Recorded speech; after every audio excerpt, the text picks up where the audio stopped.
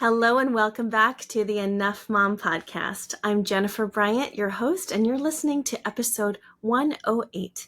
Your worth is not measured by their choices. We can get all tied up in the huge responsibility of raising children who we want to see them grow and develop into their own person, right?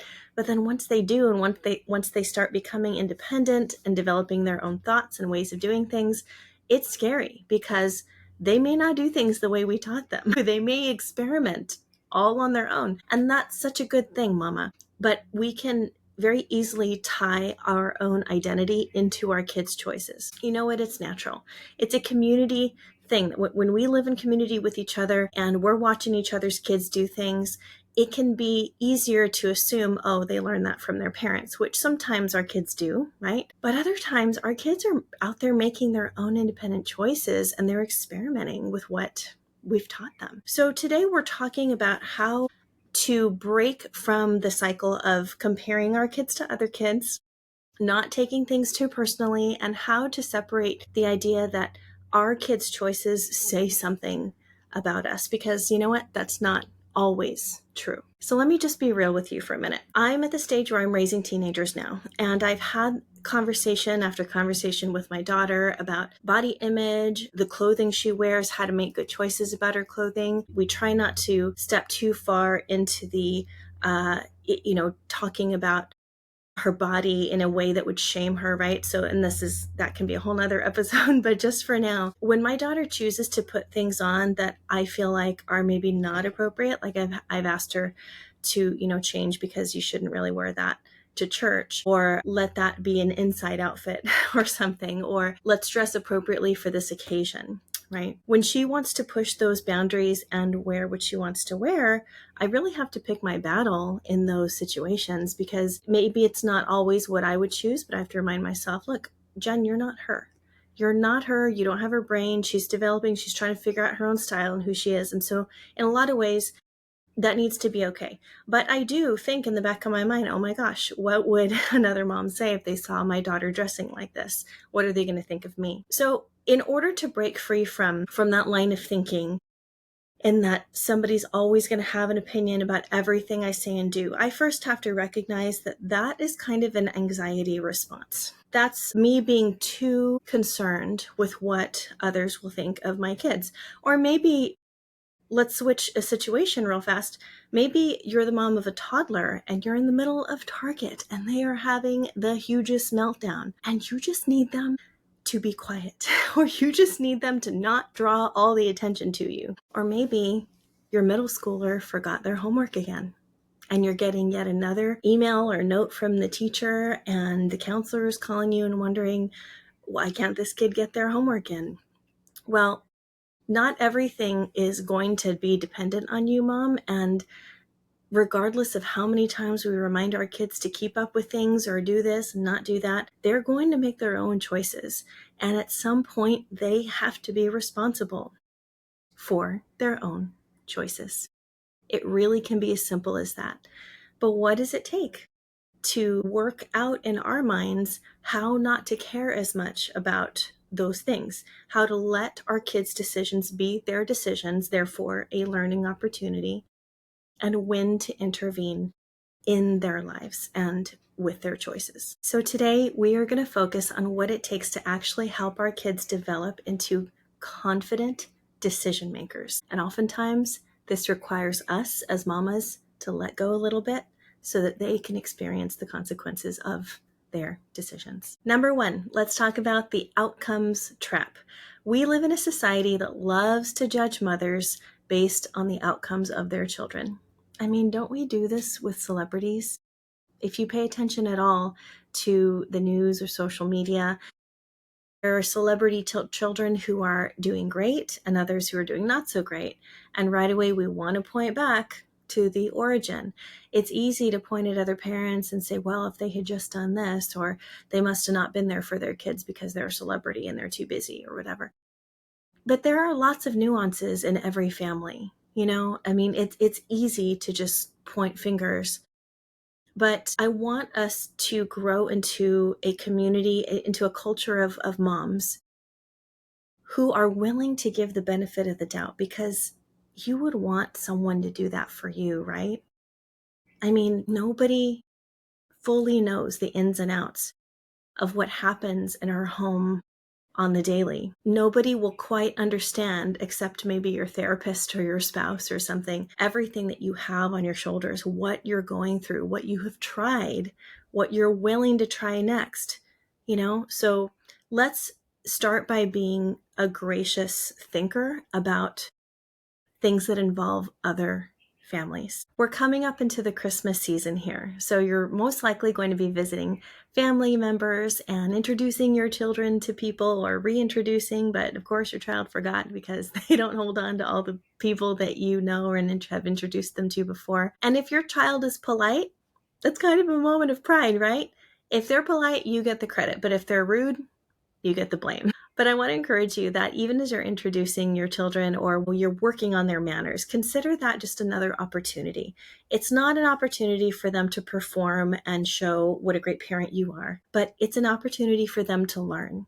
If we're approaching parenting as many, many opportunities for our children to be exposed to good things and to learn new skills, and we're not looking at it like they're our report card, because they're not. Our children are not our report card.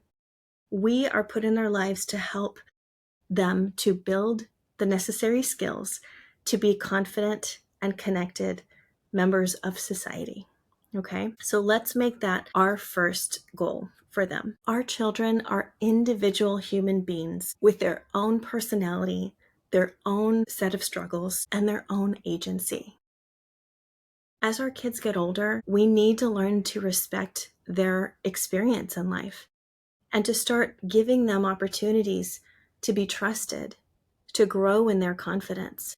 And that requires us to really pay attention and not treat them like they're our little monkey street performers or something, It's a sense of pride that we take in our children's accomplishments, of course, and I'm not saying that we shouldn't take pride in our children. But at the same time, we can check our inner thoughts and our hearts about how we're thinking about our kids in the context of the rest of society. I love to do research in developmental psychology. Child psychology is one of my favorite classes when I was training to be a teacher in the public school system. And here's something fascinating. Did you know that children are born with distinct temperaments? I mean, that's probably obvious to you by now, right? If you've had more than one child, let's say, you can tell that your children have very distinct temperaments and personalities from one another. Your first one maybe was, oh, so easy, so compliant. And your second one came out like, whoa, where did this kid come from? Because they have such an obstinate personality and they question everything and they take risks. And you can tell between each child probably what kind of kid they're going to grow up to be. This idea of nature versus nurture, it's something that's been observed in the scientific community. And we know that some things children are just born with. And the rest we nurture into them. We teach them skills, we give them tools. But for the most part, when you get a child who is maybe super strong-headed, strong-willed, whatever you want to call it, and it's difficult to teach them, it very well might be because you and this child have a different natural temperament. You may not understand what it takes to teach a child with a temperament that's so different from yours. I can so attest to this. It's interesting that after 20 years of working with kids, with families, I think that's the most important thing that I've learned to pay attention to or ask questions about when I work with parents. When I do parent coaching and they ask me about how to approach certain things with the particular child who's giving them problems, quote unquote problems, I ask them, well, what kind of kid is he? What kind of temperament does your daughter have? What does she like to do with her time? How does he respond in certain situations? And I try to ask as many questions as possible to get down to the bare bones of, what kind of little person are we dealing with? Because, parent discipline and education and all of that, it's going to be different depending on who your child is. So that's what I always try to do. Start with who the child is. What do you know about your child? And then we can go from there. Here's a little bit of brain science that I looked up. Dr. Jerome Kagan's longitudinal studies at Harvard showed that about 20% of children are born with what he called a high reactive temperament. They're more sensitive to their environment from birth. No amount of parenting changes that core wiring, though our response to it absolutely matters. And here's another thing. Twin studies showed that genetics account for about 40 to 50% of personality traits. Shared environment, meaning our parenting, counts for only 10%. What? And the rest of this is not even a shared environment thing. It's their unique experiences. It's their peer relationships and even random chance. So, parents, what does this tell us? It tells us that our worth as mothers is not tied to our kids always making the choices that we would make for them. Honestly, it's not. And we have to let go of that idea right now. If you're approaching parenting thinking that you're going to mold this child into what you want him or her to become, throw that idea right out the door right now, because you will be a much happier person if you are able to disconnect, in a healthy way, disconnect the idea that you have full control over your child. It's so much better to love them for who they naturally are, who they are becoming, which is partly dependent on you, but partly not. Okay? Let's agree together to let go of that right now. Okay, so the next point I want to make is about our actual role. So I'm going to go from toddlers to teens here. So some episodes are going to be a mix of sort of every age group that I've worked with, from, newborn to high schoolers. And then we'll have special episodes about adult children as well. So watch out for that. But this episode, I'm going to do a swath over many different age ranges, and then in other episodes will focus on specific age ranges. So if our job is not to produce perfect outcomes, what the heck is our role? What does a parent even mean if we cannot mold our kids into who we want them to become?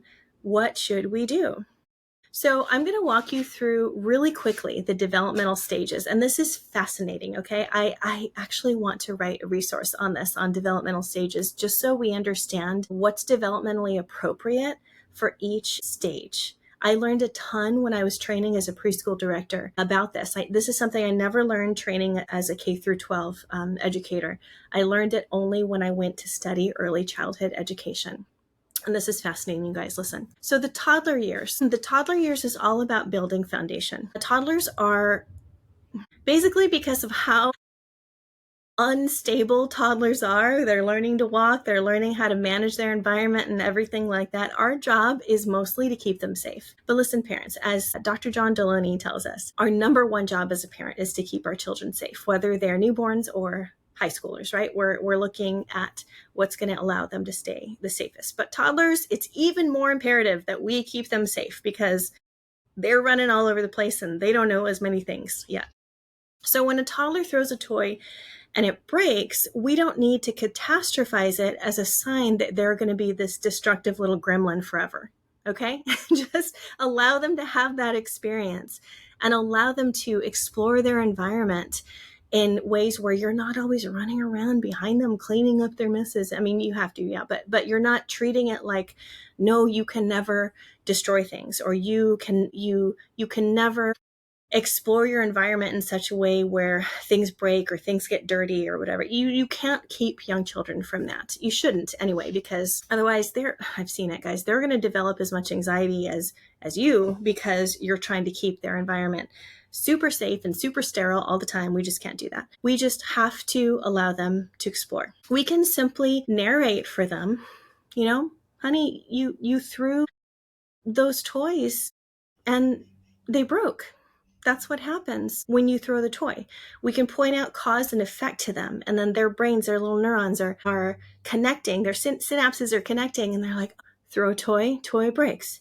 Maybe don't do that again, although they're going to do it again until they really learn what that actually means, what their cause and effect actually means. So they're learning, they're toddlers, they're building those connections in their brain. So the elementary years is about scaffolding decision making. And what I mean by that is, as kids get older, we become scaffolders. We begin building supports around our decision making skills. But as parents, we also intentionally remove some of those supports as they learn to do things better. One of the first things we can do for our kids that allows them to start practicing healthy, confident decision making is choosing between two things. Do you want to wear the red shirt or do you want to wear the blue shirt? Here are your choices, and you hold them out. They'll say red. Okay, red. And then maybe they'll say blue because they want it all, right? But if you give them two choices in most things, that teaches them that they can choose what they want, and it allows them to practice being in control of their decisions. We also allow them to start experiencing consequences in low stakes situations. For example, if they don't want to wear their coat, allow them to experience the cold weather, maybe not for a long period of time, enough to where they're realizing the consequence of their choice to not put their coat on. And then you ask them, well, how do you feel? Are you cold? What would you like? Your coat? Here you go. And by the way, parents, I know that there's not always loads of time to allow for this, but I want you to pay attention where you can allow for this time. And it's not going to happen if you're super duper busy running around all the time. You have to prioritize your child's learning as you do life, right? So allowing them to not wear their coat or forget their lunch maybe and realize, oh my goodness, I'm hungry, allowing them to step into the natural consequences. And that is the best way that children learn. This is the best way that people learn, from experiencing the consequences of our own choices. This is a big one, parents. Our job is not to rescue them from every uncomfortable thing. I will say this again. Our job is not to rescue them from every uncomfortable thing. They have to learn to experience struggle in order to grow. This is the number one way that children build resilience, is when they experience levels of their own struggle. So where you can, please allow them to figure things out on their own. Now we're stepping into the middle school years. Okay, the middle school years were fun and a little frightening, but I got through it and so can you. Okay, so the middle school years is the co-pilot phase. Middle school is kind of tricky because kids at this age desperately want independence. They desperately do, but they still need us. So we're calling it the co-pilot phase. In this phase, we're letting them have a little more control of their direction. So in this phase is when we start to ask more questions. We can ask things like, what do you think we should do? And wait for their answer. What are your options here? Is another thing you can ask a middle schooler, because you want them to pull from their own resources instead of getting all the information from you. You can't be their forever problem solver, okay? Even though it makes you feel good as a parent to want to solve their problems or maybe have answers to every question, it feels great to solve problems in our brain, right? And that is natural. You're not wrong for wanting to do that. But what is more helpful is if you ask them questions that allows their brain to engage where they can get the answers themselves. That is another key to helping your child to grow in confidence, I promise. Or when you're talking to your middle schooler about possible consequences, you can say, what might happen if you choose that? What might happen if you wait till the last minute to study for your test? What might happen? And you allow them to go through the thing. Now, it could be likely that your child is like many who could study at the last minute and still get an A. I mean, if that's their outcome and it works for them, then hey, let it work for them until it doesn't. Let it work for them until it doesn't. But allow them to make mistakes that are appropriate for their age. It builds their confidence. And do not come back with, I told you so, because that's going to kill their confidence. You want them to make choices for themselves, and you want to be able to be there for them to support the decisions they make. Okay? And then you ask them, what did you learn from this? What do you think you could do better next time? You're kind of entering this coaching phase that is what the high school years are mostly about, and the young adult years too. You're going to move more into coach mode than into director mode. This is the time to allow your child to practice thinking critically. They need to practice weighing their options. They need to practice making choices that you might not make as long as they're not dangerous. This is so hard for us moms because we want to protect our kids from pain. A large part of why we parent is going to be to help them to not end up like so-and-so or like us when we made the mistake. And we wish we could go back and do things differently, right? So get used to questioning your own intention. Question your own why. Why do I feel the need to correct them again? Gosh, I have done nothing but criticize my daughter's choices this week. Gosh, I should have told my son what I appreciate about what he just did instead of telling him what he should do better. It's little thoughts like that that we get stuck in, and they might be there because maybe that's how adults in our life talked to us when we were growing up. They might be there because we just haven't heard any other way to do it. I want to tell you something about what I realized when I was a younger mom or a mom of young kids. I would watch my friend Dawn hang out with her daughter. So her daughter and my daughter would hang out as friends when they were kids. And I noticed the way that Dawn spoke to her daughter. She asked her more questions. She praised her, not excessively praised her, but she praised her at very opportune moments that I feel like were important to her young girl. And she was about maybe 6 or 7 at the time. And I realized, wow, this mom has such a positive language pattern with her child. And I noticed, wow, mine can tend to be critical. Why am I doing that? Where does that come from? And I remember asking her, can you teach me how to talk to my kids like you do? Because I love the way that you're saying these things. You know, it turns out that my friend Dawn ended up becoming a psychologist, and for good reason. I mean, she's so naturally good with people anyway. And looking at her sort of like a big sister in that way, and as a mom of an older child, I sought her out because I noticed that her patterns were something that I wanted to emulate. So who in your life, maybe it's another mom friend, maybe it's your mother, maybe it's an auntie, who in your life can you ask to mentor you in that? Or can you just ask to be around more often, or intentionally put yourself around this person or their family because you want to see and connect the patterns of language that they have or the way they do their schedule maybe. It's such a beautiful thing to recognize what you want and to go for that, especially as a parent. Our next age group is the teen years. When our kids are teenagers, we need to become consultants and not contractors. Our roles shift so dramatically during the teen years. This is when your teens will most likely start pulling away from you a bit, not believing you when you try to teach them something, not wanting to hang out with you all the time. And this is not a bad thing necessarily, mom. Okay? This is not a bad thing because it's incredibly natural for your teen to want to separate themselves from you. They're developing their own autonomy, and that is a healthy thing for their brain and your relationship. So it's best if you do not push against that too much or criticize against that too much, because remember, their actions do not define our worth. And as this episode is titled, our worth is not measured by our children's choices. Okay, we need to let our children be naturally who they are.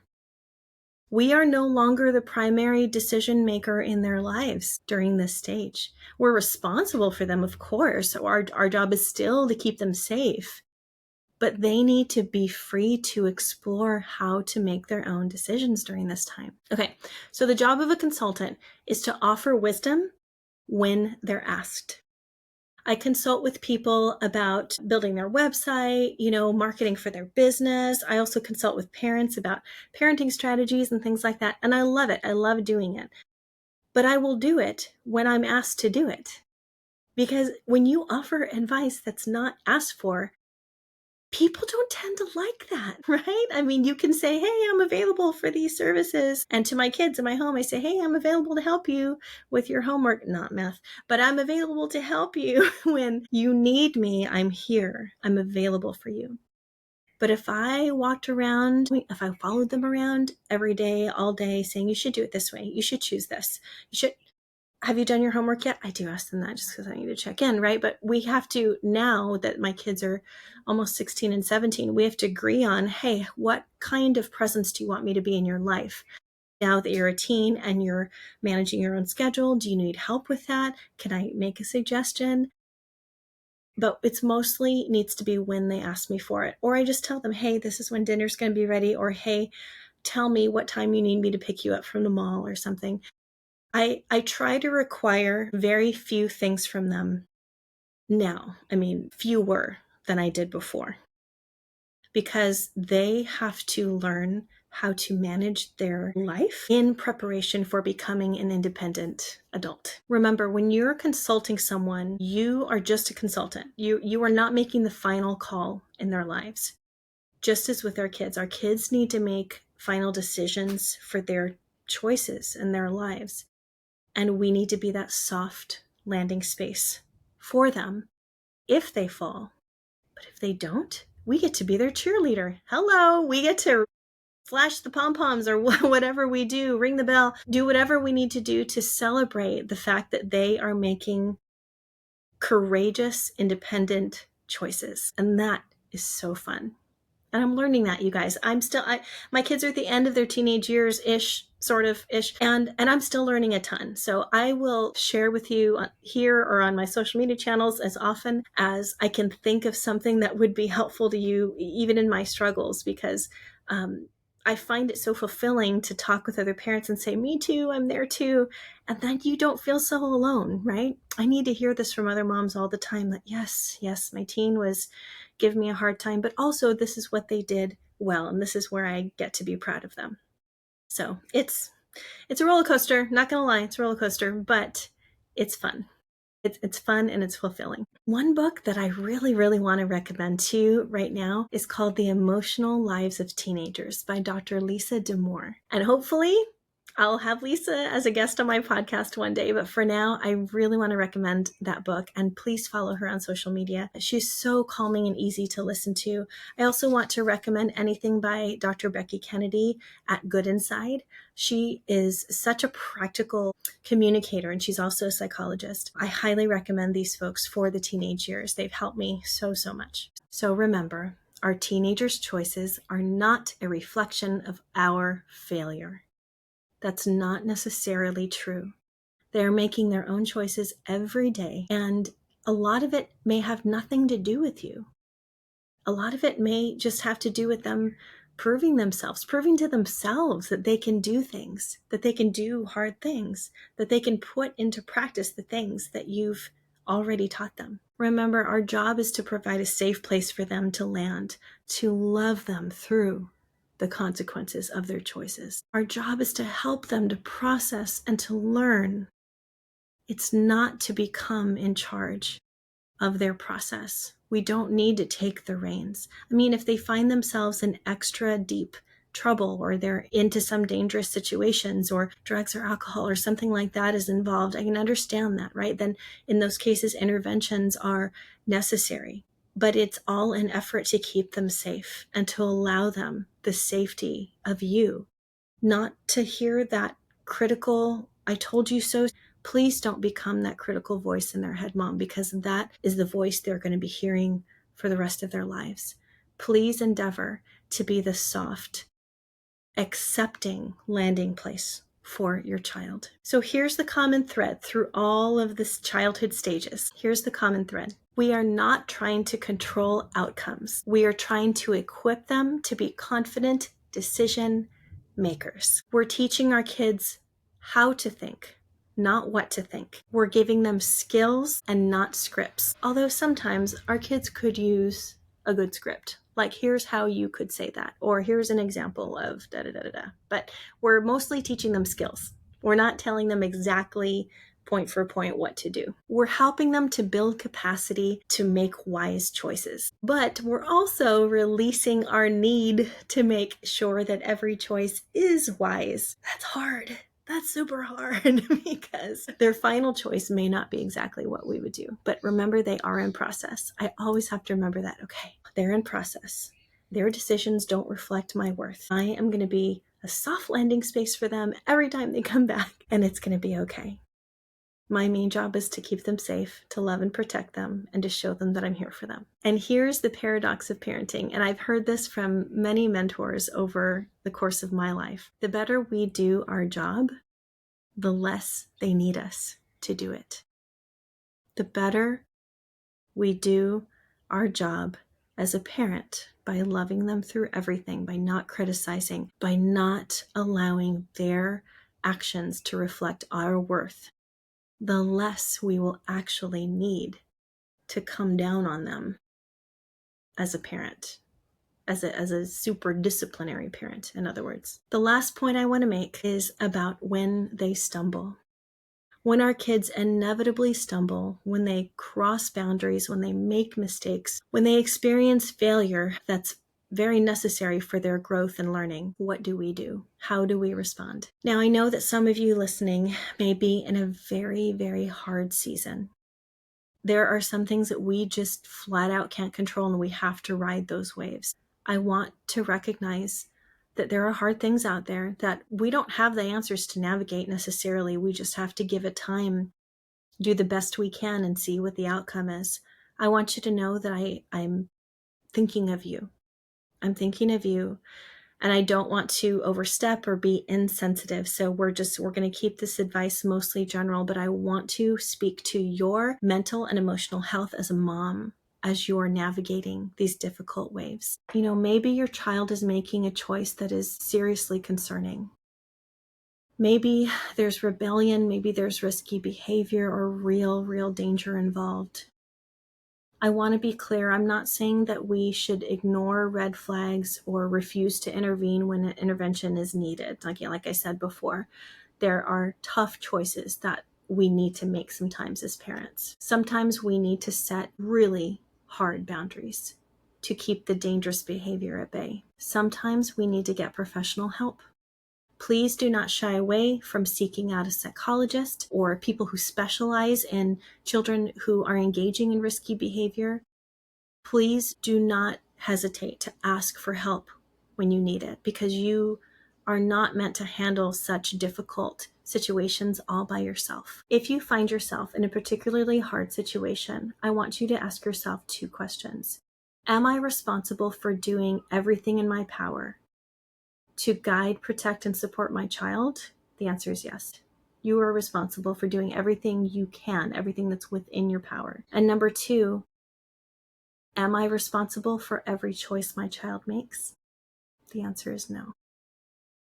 You are not responsible. You are not likely the cause of every choice your child makes. They are your child's choices, and you get to decide how you will respond, how you will show up in their difficult season. This is where our brain wants to spiral into what psychologists call cognitive distortions. Okay, let's talk about a couple of cognitive distortions right now. These are automatic negative thoughts that we find ourselves in that aren't necessarily based in reality. One can be, if I was a better mom, this wouldn't be happening. And that's called personalization. Another one could be, everyone is judging me. That's mind reading. Not necessarily true. Another one could be, I've ruined my child. That's called catastrophizing, seeing everything as a complete catastrophe. And another one can be, it's too late to fix this. And that is all or nothing thinking. Mamas, these are distortions. They are not facts. Please don't allow your negative thoughts to interpret your reality. That's not always necessarily true. Your child's struggle, I want to say this as sincerely as I can. Your child's struggle is not evidence of your failure. It is not. I say that with all the love I can muster, because I've sat with many a parent worrying if their child will ever get better or be quote unquote normal again, or return to the relationship that they once had with their babies. And it's sad. It's heartbreaking. I hold these mothers, I hug them tight as they cry, and without answers, all we can do sometimes is just be there for each other. So please, I beg you, find your people. Find your people to walk through this difficult season with you. Or when you find yourself there, please gird yourself with trustworthy, safe, non-judgmental people. They're out there, I promise. It's so important to ground yourself in who you are so that you are not tempted to connect your child's behavior with your personal outcome. Remember, your child is not your report card. And there are lots of studies out there on resilience, and what resilience ends up becoming is based on the hardships that your children endure. Maybe not very dramatic or catastrophic hardships, but even the small hardships, even being worried about a test or taking a tumble on their bike or making the wrong play in a game, things like that, things that cause emotional distress to a point where we can learn to get through it. And how children learn to get through things in a healthy way is when they have healthy supports around them. People who are not blaming or shaming them for making these mistakes, and people who allow them to go through that. There's so much great research on resilience and how to raise resilient kids. As a matter of fact, I interviewed Dr. Rhonda. She wrote a book on resilience that I'll also post here in the show notes because it is amazing. But the key to building resilience is to allow your children to struggle. Here we come to the end. How does courage, confidence, and calling relate to this subject? Courage. It takes courage to release control of outcomes. It really, really does. It takes courage to let our kids make choices that we wouldn't necessarily make. It takes courage to sit with the discomfort of not knowing how things will turn out. So hard. But here's what the research shows us. Okay, listen. When we parent from a place of anxiety about what others think, anxiety about our kids making mistakes, anxiety about our identity as good moms, such a myth, by the way, we actually undermine our children's development. Studies on helicopter parenting show that children of over-controlling parents struggle more with decision-making, have higher anxiety levels, and report lower life satisfaction in young adulthood. Why? Because they never got to practice making decisions and learning from their mistakes. So fear-based parenting is the type of parenting that creates dependency on us. And maybe you've known mothers or grandmothers like this, where they kind of put the fear of God into you, or the fear of grandma, or the fear of mom, but it's all an effort to control behavior and to keep them dependent on them. You don't want your children to be dependent on you forever. You really, really don't. What you want for them, or what you should want for them, is to become a healthy decision maker all on their own. And that requires us to back up. And that's okay. It'll be fine. Now, the second one, confidence. Confidence means knowing who we are. Okay, so I want you to step in to a place where you can parent from the strength of knowing that you are choosing and doing the best that you can for them. And the rest is up to them. The rest is up to them. It's up to their own life experience, their own people that they come across in life. You can only give them so much, mama. So when you live in confidence, you live in the confidence and you walk in the confidence knowing that you've done what you can. And the rest you let go of. Now, it's probably easier said than done at this point, especially if you're at the beginning of parenting. You're not necessarily confident in who you are yet because you're learning, right? But this is where it's important to connect with other mothers who can help you understand and put things into perspective so that you're not always worried about every single step you're making. You are doing your best every day. That's your only job, is to do the best you can with the knowledge that you have right now. Remember, we can celebrate our child's successes without taking all the credit. We can navigate their struggles without taking all the blame. And we can guide them without grasping. And this brings me to calling. So courage, confidence, and calling. Your calling as a mother is not to produce a certain type of child. Your calling is to steward the individual who's been entrusted to you. For every single one of your children, mama, that's your job, to keep them safe and to steward who they are already becoming, not to control a specific outcome. And that looks different for every child because every child is different. When you embrace your calling as a mother to your particular children, the calling is to steward, remember, not to manufacture. It takes so much pressure off us when we are not in charge of creating this thing. They've already been created. They're specifically special created beings. They're valuable. They have intrinsic value and intrinsic worth, just like you do as a mom. So you're not trying to force a square peg into a round hole. What you're doing is you're discovering the shape of the peg and helping them find where to fit in the world. Friend, I know this is hard. And there's some days, many days probably, where you're standing back and thinking, am I doing this right? There must be a better way to do this. There must be a better mom out there somewhere for this child. And I want to tell you, no, you're the mom for them. But you can equip yourself. You can learn, just like you're doing now, listening to podcasts like this. You can equip yourself to understand your journey better and better. Every single day can be different, and every day is another opportunity to learn from your mistakes. I have prayed, I have apologized so many times for making decisions that weren't helpful for my kids.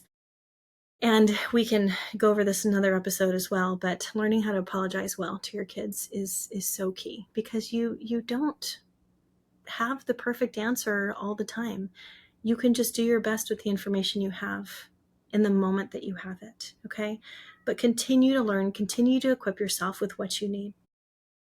I want to remind you that you are enough. You can be an enough mom. You can live as a mom who knows that she's enough for the moment and the time that she has to call on the strength to parent your kids well. You can do it, mama. I have actually a cool resource for you that I built out of my own struggles as a mom, and it's called the OVER framework. It's to help you overcome those mental struggles that keep you trapped in anxiety, comparison, and even fear. The OVER framework, OVER, it's an acronym that stands for this, actually, these powerful steps. First, you start by observing your thoughts without judgment. Then you validate your feelings without being controlled by them. Then you examine the truth versus the distortions that you're believing. And then lastly, you can redirect your mind toward what is true and what is truly life-giving. So that's a version of OVER that I'm applying to this episode right now. But please go and download my free framework for OVER, for how to think through difficult situations. And I have sort of a fill-in-the-blank sheet that you can practice using this framework to overcome the negative thought struggles that you may be having around motherhood. Pick that up today. The link is in my show notes. Once again, thank you so much for being here today. If this episode has encouraged you at all, please do me a big favor. Share it with another mom who might need it. Just click that share button. Send her the link, tag her on social media, or just tell her over coffee or over a phone call while you're both doing laundry or something. And I would love to hear from you. So if there's anything that resonated with you today, please send me a message on Instagram, DM me. I'm at Jennifer Bryant _ after my name. And remember that I read every single one of your messages. So thank you for joining me here. This has been episode 108. Your worth is not measured by their choices. I'm so glad that you are a part of our Enough Mom community. Remember to like and subscribe wherever you're watching or listening, and I will see you on the next episode. Take care.